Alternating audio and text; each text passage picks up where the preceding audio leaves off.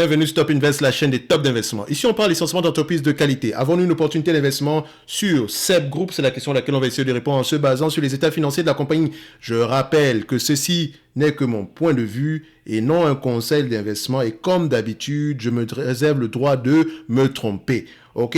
Donc, on a déjà eu à parler de cette compagnie-ci plusieurs fois. Vous savez que j'aime bien SEB, d'accord? J'aimais bien SEB précédemment quand on était à 60, 70 $, etc.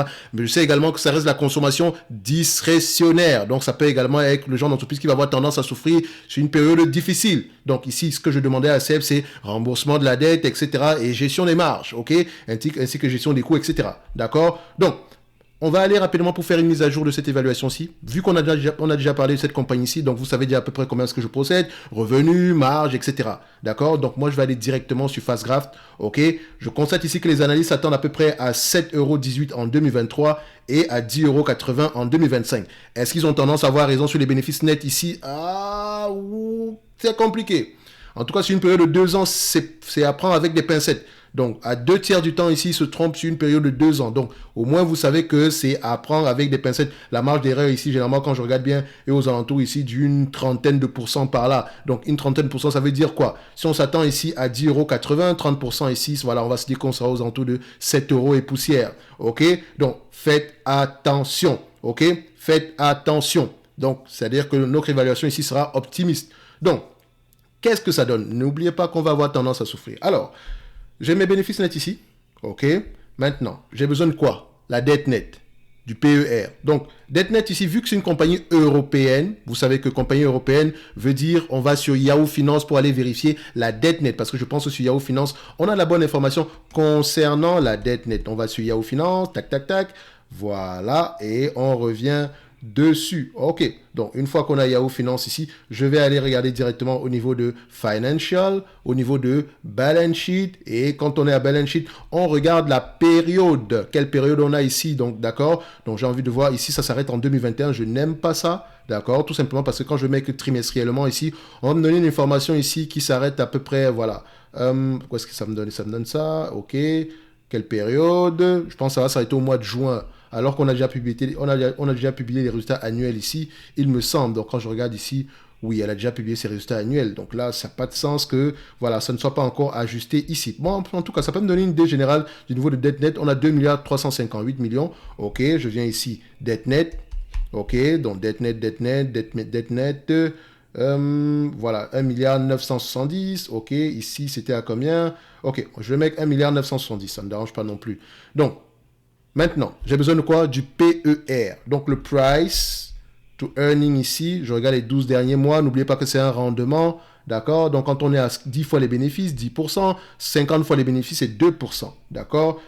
Alors, quand on regarde sur une longue période de temps, le marché paye combien? Sur 20 dernières années, le marché paye 16 fois les bénéfices. Sur les 10 dernières années, il paye à peu près 18-19 fois les bénéfices. Sur les 5 dernières années, il paye à peu près 17 fois les bénéfices. Donc, je prendrai à peu près... Voilà, je veux... Sur la dernière vidéo que j'avais fait ici, on avait pris les PER entre 15 et 20. Elle peut s'échanger à 20 fois les bénéfices ici, mais attention, c'est juste 20 fois les bénéfices, ça implique une certaine croissance. D'accord? C'est vrai qu'on sera à l'aise ici avec quelque chose aux alentours entre 15 et 17, d'accord? 15, 17, c'est assez correct pour moi dans la consommation discrétionnaire, surtout aujourd'hui, d'accord? Donc, je prendrai 17 fois les bénéfices ici, ok? Donc, je peux prendre des points de 15 et de 17, ok?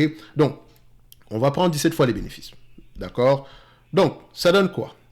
Vu qu'on prend, on a la dette nette, on a le nombre, est-ce qu'on a, on a besoin de quoi en supplément? Du nombre d'actions. Donc, le nombre d'actions ici, qu'est-ce qu'on a? On a à peu près 55,25. Alors, qu'est-ce que ça donne?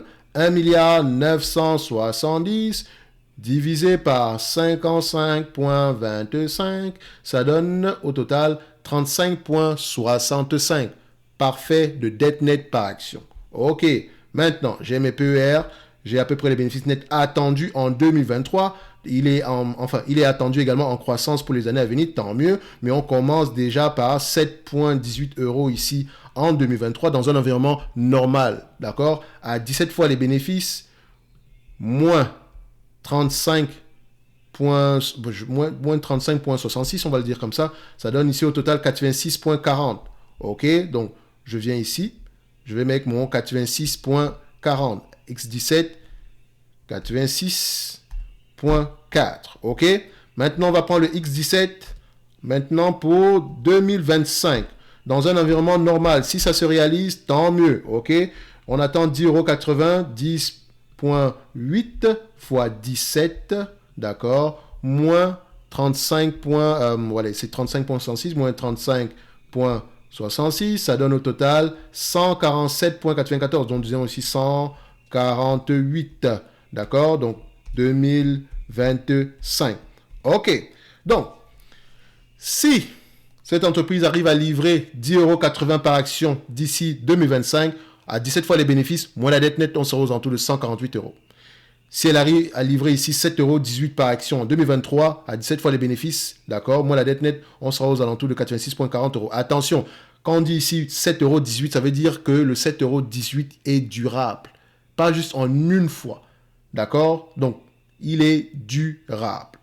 C'est l'hypothèse sous-jacente, en tout cas pour tout ce que j'ai pris ici. Ok, donc on s'attend à une stabilité ou une croissance des bénéfices nets. Donc par rapport au prix actuel, est-ce que l'entreprise est sous-évaluée? Je vous dirais que l'entreprise ici, au prix actuel, par rapport à ce qui est attendu, on est, voilà, par rapport à 2025, on est sous-évalué, d'accord? Par rapport à ce qui est attendu en 2023, on est légèrement surévalué, mais attention, on a pris la dette, d'accord? C'est-à-dire que si on nous reverse 7,18 € par action en date d'aujourd'hui, sans prendre en considération la dette, on aura un rendement de 7%, ce qui est intéressant.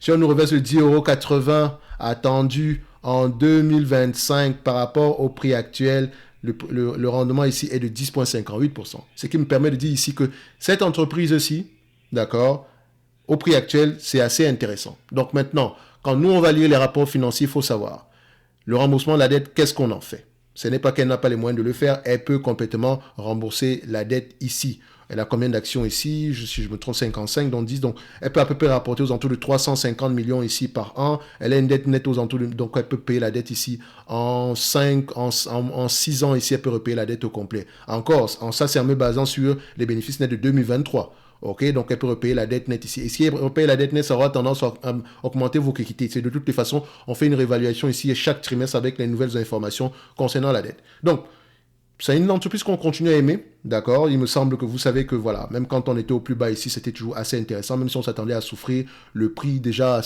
à proposer à ces niveaux-là était assez intéressant. Mais je dis toujours que la consommation discrétionnaire en date d'aujourd'hui, voilà, vous n'avez pas, mec, 20-10% de votre portefeuille dessus. C'est le genre d'entreprise, voilà, si vous y croyez tellement, voilà, ça ne devrait même pas dépasser 5% de votre portefeuille. Mais c'est une très belle entreprise.